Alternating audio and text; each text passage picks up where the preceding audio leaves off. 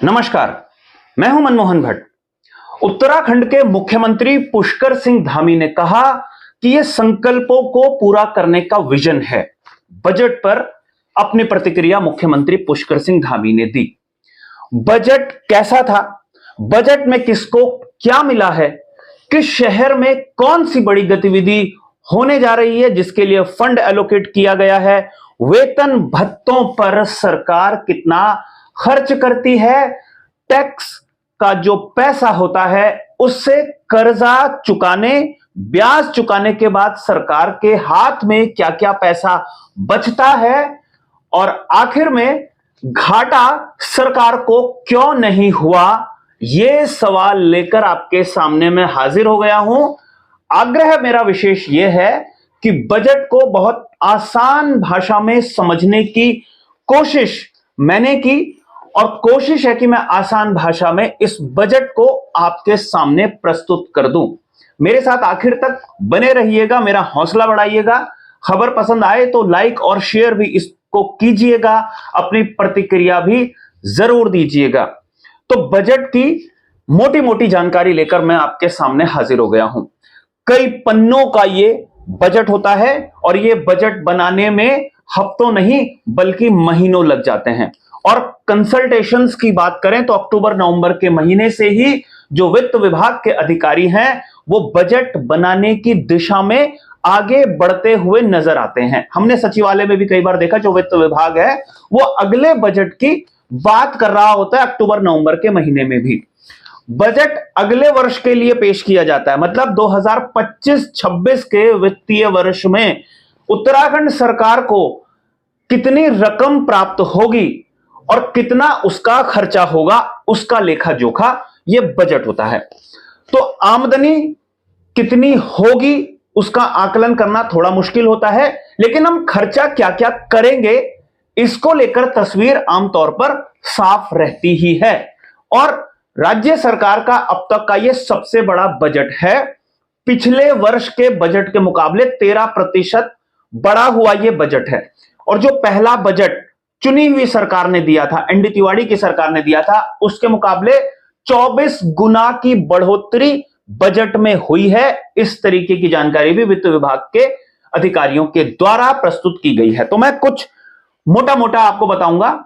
चूंकि भारत सरकार में भी जब बजट प्रस्तुत वित्त मंत्री करते हैं तो कई शब्दों का खास तौर पर इस्तेमाल किया जाता है और अपने वरिष्ठों का जो पैमाना तय कर दिया जाता है, जो मार्ग तैयार किया जाता है, उस पर चलने की परंपरा हमेशा ही रहती है। तो वित्त मंत्री प्रेमचंद अग्रवाल ने भी कुछ ऐसा ही किया।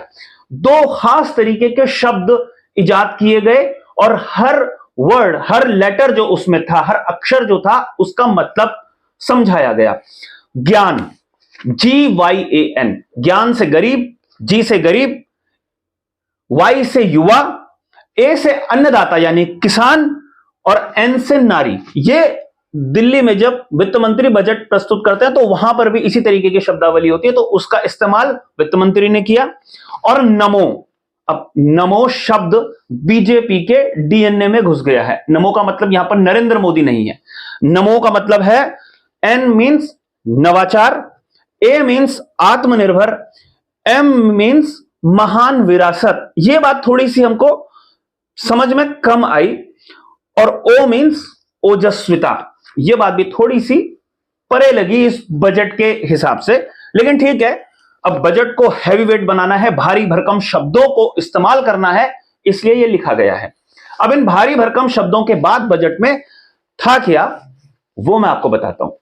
1,01,175 करोड़ रुपए, अगर हम मोटा मोटा समझ लें, आसान इसको कर दें तो 1,00,000 करोड़ रुपए का खर्चा अगले वित्तीय वर्ष यानी 1 अप्रैल 2025 से 31 मार्च 2026 तक राज्य सरकार करेगी।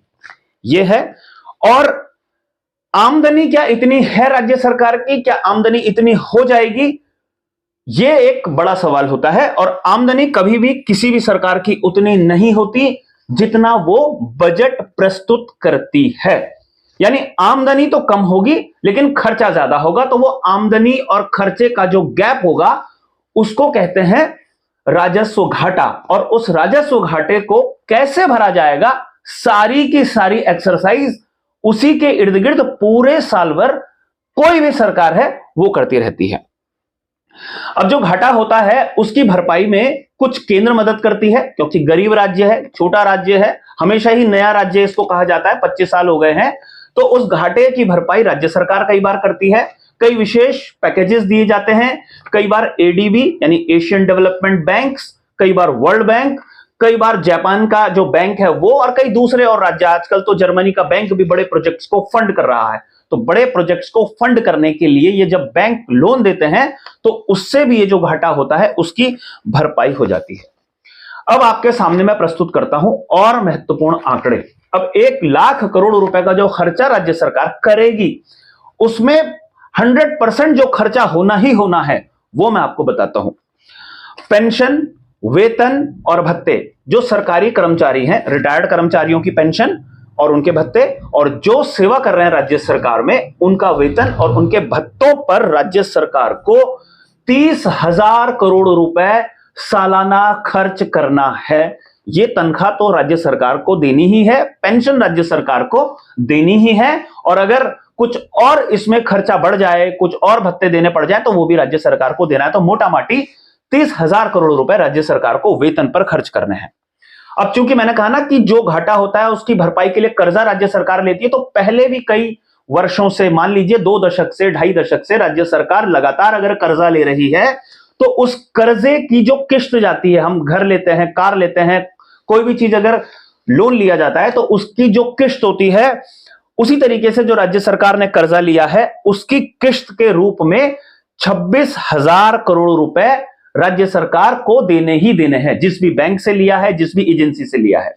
ये तो गई किस्त, और उस किस्त पर भी ब्याज पड़ता है, उसमें 7,000 करोड़ रुपए का और राज्य सरकार को कर्ज पर ब्याज भी देना पड़ता है। यानी कुल मिला के 33,000 करोड़ रुपए राज्य सरकार कर्जा और उसका ब्याज चुकाने में खर्च करेगी। अब अगर आप इन दो रकमों को जोड़ लें, वेतन, भत्ते, पेंशन और कर्ज के साथ साथ ब्याज, तो ये कुल मिला के हो जाता है 63,000 करोड़ रुपए।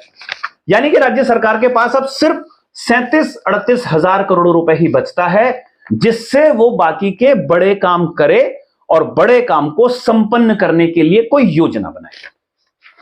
अब मैं आपको बताता हूं कि राजस्व प्राप्तियां और पूंजीगत प्राप्तियां, यह शब्द बार बार बजट भाषण में आता है, बजट का कोई भी डॉक्यूमेंट देख लीजिए उसमें आता है।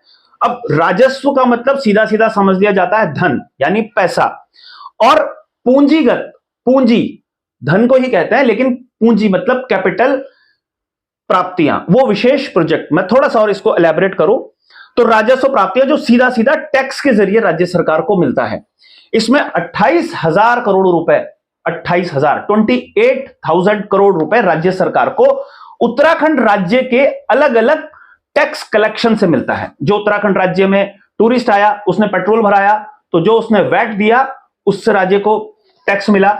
जो जीएसटी का सामान खरीदा गया, जीएसटी जिस सामान पे लगा उससे जो राज्य सरकार को मिला, जो शराब की बिक्री हुई उस पे जो वैट लगा वो राज्य सरकार को मिला। तो कुल मिला के 28,000 करोड़ रुपए राज्य को टैक्स से मिल जाता है, जो उसके अपने स्रोत है। खर्चा 1 लाख करोड़ रुपए और राज्य सरकार की आमदनी है 28,000 करोड़ रुपए। लेकिन ये आमदनी सिर्फ यहीं पे नहीं रुकती, क्योंकि जो भी टैक्स कलेक्शन होता है देश भर में, उसका कुछ अंश उत्तराखंड को या सभी राज्यों को दिया जाता है। तो उत्तराखंड के खाते में कुल मिला के 15,000 करोड़ रुपए केंद्र देता है अंशदान के रूप में। 28 और 15 लगभग 42,000 करोड़ रुपए के आसपास राज्य को सीधा सीधा टैक्स मिलता है। और कुल प्राप्तियां, इसके अलावा भी कुछ और मदें होती हैं जहां से राज्य सरकार की कमाई होती है, और वो कुल मिला के अनुमान लगाया गया है कि 62,500 करोड़ रुपए के आसपास कुल मिला के कमाई 2025-26 के वित्तीय वर्ष में होगी। और जो बाकी है 1 लाख करोड़ में से अगर 62,000 करोड़ रुपए को हम हटा देते हैं तो लगभग 38,000 करोड़ रुपए बैलेंस बचता है। उसकी भरपाई कैसे होगी, तो उसी को पूंजीगत प्राप्तियां कहा गया है। यानी उसके लिए राज्य सरकार कर्जा ले सकती है। कई विशेष योजनाएं जो राज्य सरकार बनाएगी उसके लिए राज्य सरकार को विशेष फंड मिलेगा। कोई बैंक उसको कर्जा दे सकता है, कोई प्रोजेक्ट स्पॉन्सर हो सकता है तो उसको पूंजीगत प्राप्ति कहा गया है। उसमें केंद्र सरकार भी आपको मदद कर सकती है, वो आपको किसी प्रोजेक्ट को सीधा सीधा स्पॉन्सर कर सकती है। तो कुल मिला के विशेष पैकेज, विशेष प्रोजेक्ट, विशेष स्पॉन्सरशिप, इसको मिला के 38,500 करोड़ रुपए इकट्ठा होगा। ये पूंजीगत प्राप्तियां हैं। इसका खर्चा, इसका किसी लेनदारी देनदारी से मतलब नहीं, ये प्रोजेक्ट का खर्चा होगा। अब आपको मैं बताता हूं कि कुल मिला के क्या क्या राज्य सरकार करेगी अगले वित्तीय वर्ष में। सीधा सीधा फ्लैट है। 220 किलोमीटर की नई सड़कें बनाएगी, 1000 किलोमीटर की मरम्मत होगी सड़कों की, 1200 किलोमीटर जो सड़कें हैं उसमें सुरक्षा के काम होंगे क्योंकि बहुत सारे एक्सीडेंट्स पहाड़ों में भी हुए हैं और उसकी देखभाल राज्य सरकार को करनी है, तो संबंधित विभाग उसके लिए योजनाएं बनाएगा। 1200 किलोमीटर का अनुमान लगाया गया है कि वहां पे सुरक्षा के इंतजाम किए जाएंगे। ये अगले साल हम इसी समय पूछ रहे होंगे कि वो कितनी सड़कें बनी हैं। 37 नए पुल बनाए जाएंगे। कई जगह घाटियां हैं, छोटी छोटी वैलीज हैं, कई जगह बड़े पुल भी बनते हैं, तो 37 पुल बनाने की राज्य सरकार ने बात करी है। ई व्हीकल जो इलेक्ट्रॉनिक बसेस हैं उसका इस्तेमाल बढ़ाना है, वो एक बजट उसके लिए अच्छा खासा रखा गया है, वो मैं आऊंगा बाद में बजट पर। खेल विश्वविद्यालय राज्य सरकार को तैयार करना है। प्रवासी उत्तराखंडी परिषद को राज्य सरकार ने तैयार करना है, उसका बजट में खास जिक्र किया गया है। अगर हम इसको नए भू कानून से कनेक्ट करते हैं तो राज्य सरकार की कोशिश है कि जो उत्तराखंड का व्यक्ति बाहर काम धंधे की तलाश में गया हुआ है, काम धंधा करता है, प्रवासी उत्तराखंडी के पास अगर अच्छा धन है तो वो यहां पर निवेश कर सकता है। उसके लिए उसे अगर जमीन खरीदनी होगी तो राज्य सरकार उसकी मदद कर सकती है विशेष प्रोजेक्ट्स के लिए, क्योंकि जमीन खरीदने पर जो स्थानीय मूल निवासी है उसके लिए कोई प्रतिबंध नहीं है। प्रतिबंध सिर्फ बाहर से आकर यहां जमीन खरीदने वाले के ऊपर है। अब बात करते हैं बड़े प्रोजेक्ट्स की। नए प्रोजेक्ट्स बनेंगे, उसमें 500 करोड़ रुपए का खर्चा लगाया गया है। जमरानी बांध, ये हल्द्वानी और नैनीताल के बीच का क्षेत्र है, वहां पर एक बड़ा प्रोजेक्ट है। कई दशकों से इसकी डिमांड रही है। जब भगत सिंह कोश्यारी सांसद थे नैनीताल से तब भी इस प्रोजेक्ट की बात हो रही थी। उसके बाद अजय भट्ट जब पहली बार सांसद बने उस प्रोजेक्ट की बात हो रही थी, लेकिन अब वो अस्तित्व में आ गया है ऐसा लगता है और उसके लिए पैसा रखा गया। जब पैसा किसी प्रोजेक्ट में रखा जाता है तो इसका मतलब उस पर अब काम शुरू हो गया है या होने जा रहा है अगले वित्तीय वर्ष में। सौंग बांध हम सारे लोग जानते हैं देहरादून में, उसमें 75 करोड़ रुपए का प्रावधान रखा गया है। लखवाड़ बिजली परियोजना है, उसके लिए 285 करोड़ रुपए रखा गया है। ट्रांसपोर्ट, जो मैं ई व्हीकल्स की बात कर रहा था, उसके साथ साथ और दूसरी जो चीजें हैं उसके लिए 100 करोड़ रुपए रखे गए हैं।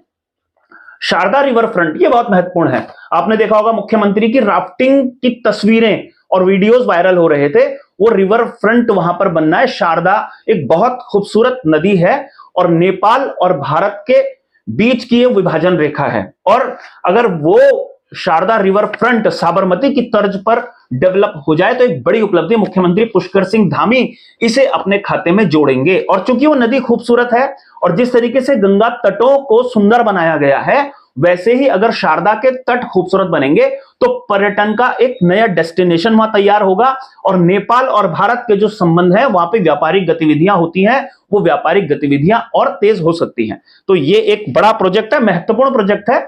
और टिहरी झील, सब जानते हैं कि सबसे नजदीक जो डेस्टिनेशन है वाटर स्पोर्ट्स के लिए, ऋषिकेश और टिहरी एनसीआर और आसपास से जहां सबसे ज्यादा टूरिस्ट आते हैं, तो उसमें टिहरी का है। और टिहरी झील का वैसा विकास अभी तक नहीं हुआ जैसा होना चाहिए था, और टिहरी का विकास हो इसके लिए वहां के विधायक हैं किशोर उपाध्याय, वो लगातार खूब चिट्ठियां लिखते हैं, अपनी ही सरकार को चिट्ठियां लिख देते हैं। और शायद उनका यह दबाव हो सकता है कि मुख्यमंत्री पुष्कर सिंह धामी ने 100 करोड़ रुपए टिहरी झील के विकास के लिए बजट में रखे हैं। बजट में रख दिए मतलब वो हेड बन गया, अब उसके लिए प्लान बनेगा। योजना बनने के बाद वहां पे वो खर्चा अगर होगा तो वो डेवलपमेंट होगा।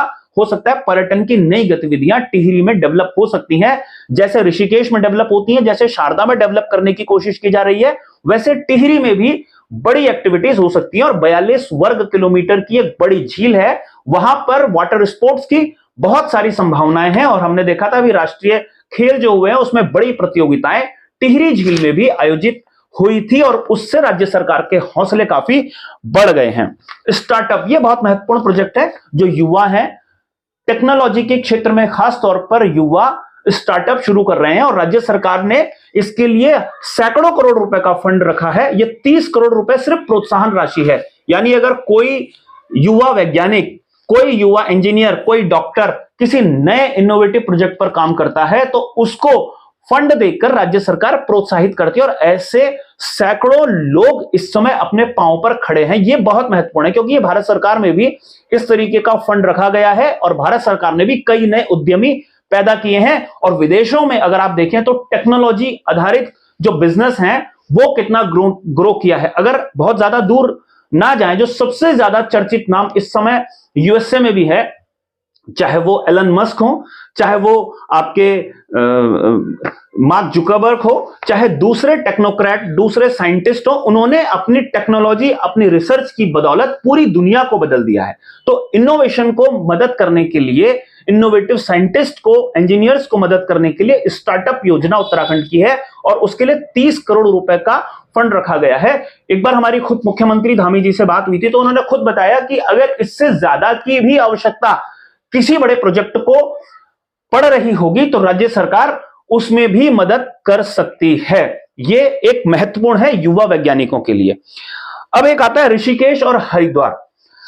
अगर हम पर्यटन, तीर्थाटन, ट्रैफिक जैम्स, इंफ्रास्ट्रक्चर की कमी की बात करते हैं तो हरिद्वार और ऋषिकेश इसके दो सबसे बड़े उदाहरण हैं, जहां पर कई कई किलोमीटर लंबा जाम यात्रा सीजन में लगता है, जहां पर पर्यटक और तीर्थ यात्री एक दिन में लाखों की संख्या में पहुंच जाते हैं। अगर हरिद्वार और ऋषिकेश का आंकड़ा निकाल लें, वहां पर राज्य सरकार अब कोई बड़ा प्रोजेक्ट लाने के बजाय अभी सिर्फ कंसल्टेंसी स्तर पर ही काम हो रहा है। तो इतने साल से कंसल्टेंसी क्यों नहीं कराई गई, जबकि इस तरीके की कई खबरें, कई रिपोर्ट्स हैं कि ऋषिकेश और देहरादून, माफ कीजिए, हरिद्वार में कई इंफ्रास्ट्रक्चर तैयार किया जाना है। उसके लिए कई एक्सपर्ट अपनी अपनी जो ओपिनियन है वो दे चुके हैं, लेकिन एक बार फिर से कंसल्टेंसी फर्म को काम दिया जाएगा और उसके लिए 168 करोड़ रुपए। यहां पर कोई ढांचा नहीं बनेगा कि कहीं पार्किंग बन रही है, कहीं पर कोई और फ्रंट बन रहा है। यह सिर्फ कंसल्टेंसी की फीस है। एक बड़ी फर्म को 168 करोड़ रुपए दे दिए जाएंगे कि वो एक प्रोजेक्ट बनाकर दे कि हमें क्या करना है। अब राज्य सरकार को यह पता होना चाहिए था उत्तराखंड बनने के 25 साल बाद और खास तौर से पिछले 10 सालों में कि ऋषिकेश और हरिद्वार की जरूरतें क्या हैं। वो जरूरतों के लिए आपको एक एजेंसी हायर करनी पड़ती है। अभी मुख्यमंत्री पुष्कर सिंह धामी ने ताजा समान नागरिक संहिता कानून को मंजूरी दी है और उत्तराखंड की ये जो आवाज है पूरे देश भर में सुनाई दी है। यूसीसी के लिए 30 करोड़ रुपए का बजट रखा गया है। अभी थोड़ा सा मैं भी कंफ्यूज हूं कि प्रचार प्रसार के लिए यह बजट रखा गया है या कर्मचारियों की ट्रेनिंग के लिए बजट रखा गया है या अतिरिक्त पुलिसिंग, अतिरिक्त रिसर्च, उसके लिए बजट रखा गया है। जैसे कुछ हमको जानकारी आती रहेगी तो हम आपके सामने इसे खोलने की कोशिश करेंगे। तो यह था उत्तराखंड का बजट, जिसे मुख्यमंत्री ने कहा है कि यह संकल्पों को पूरा करने का विजन है। संकल्प जाहिर सी बात है, जो आपका मैनिफेस्टो पार्टी का होता है वो आपका संकल्प होता है। उसके बाद जो राज्यपाल का अभिभाषण होता है वो एक संकल्प होता है और उसके बाद जो बजट डॉक्यूमेंट होता है वो भी एक बड़ा संकल्प होता है, क्योंकि वो सरकारी डॉक्यूमेंट होता है जिसमें खर्चे की बात आ जाती है कि किस योजना पर कितना खर्चा होगा। तो जाहिर सी बात है कि ये संकल्प तो है राज्य सरकार के। राज्य सरकार के चैलेंजेस क्या होंगे अगले वित्तीय वर्ष में कि जो संकल्प है इन्हें पूरा कैसे किया जाएगा। टेक्नोलॉजी की समस्या सामने ना आए, फंड्स की कमी सामने ना आए। हालांकि जब मोदी सरकार है तो उत्तराखंड की बीजेपी की सरकार के सामने कभी फंड्स की समस्या तो आई नहीं है। समस्या यह है कि वो प्रोजेक्ट कितना मजबूती से तैयार किया जाता है। जैसे स्मार्ट सिटी का प्रोजेक्ट देहरादून में था, उस प्रोजेक्ट की बात सरकारी स्तर पर तो खूब वाहवाही लूटी जाती है, लेकिन कॉमन मैन को उससे क्या फायदा हुआ इसकी बात कोई स्पष्ट रूप से नहीं बता पाता और खूब आलोचना राज्य सरकार को स्मार्ट सिटी जैसे प्रोजेक्ट में झेलनी पड़ी है। अब जैसे ऋषिकेश और हरिद्वार के लिए कंसल्टेंसी की बात हो रही है तो कितना टाइम बाउंड होगा, कंसल्टेंसी में क्या होगा, वो प्रोजेक्ट जब बनेगा केंद्र सरकार उस प्रोजेक्ट को कैसे टेकअप करेगी वो देखना काफी महत्वपूर्ण होगा। तो बजट का ये मोटा मोटा सार था। मैं आशा करता हूं कि ये रिपोर्ट आपको पसंद आई होगी। अगर रिपोर्ट आपको पसंद आई है तो कृपया हमारा हौसला बढ़ाने के लिए इसे लाइक जरूर कीजिएगा और इस खबर पर अपनी प्रतिक्रिया जरूर दीजिएगा। यह जरूर बताइएगा कि आपके शहर में, आपके गांव में क्या होना चाहिए जो राज्य सरकार को करना है। बजट में ऐसे बहुत सारे प्रावधान होते हैं जिस फंड का इस्तेमाल राज्य सरकार छोटी छोटी और योजनाओं में कर सकती है। तो अभी के लिए साथियों इतना ही। अगली रिपोर्ट में आपसे फिर मुलाकात होगी, तब तक इजाजत दीजिए। नमस्कार।